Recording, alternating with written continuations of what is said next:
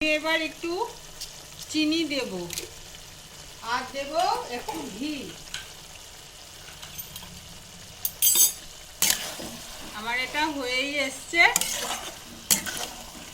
এখন ঘি আর গরম মশলা দিয়ে এটা নামিয়ে নেব।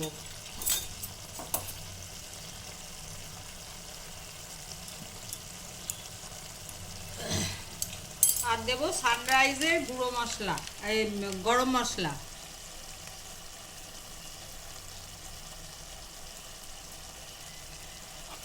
সানরাইজের গরম মশলা।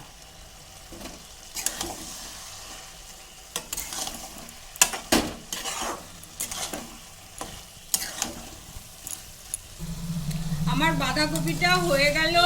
এটা যদি আপনাদের ভালো লাগে তাহলে লাইক, কমেন্ট, শেয়ার করবেন, বন্ধুদের সাথে শেয়ার করে দেখবেন। আর একবার আমার রিকোয়েস্ট রইল, একবার একটু রান্না করে দেখুন। এইভাবে বাঁধাকপি করলে খুব টেস্ট হবে এবং বাড়ির সবাই চেটেপুটে খাবে।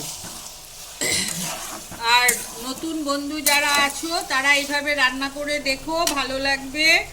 আর লাইক কমেন্ট শেয়ার করো, আর সাবস্ক্রাইব করতে ভুলো না, বেল আইকনটা টিপে দিও যাতে আমি যখন যা রান্না করব তা তোমাদের কাছে সবার আগে পৌঁছে যায়। নমস্কার।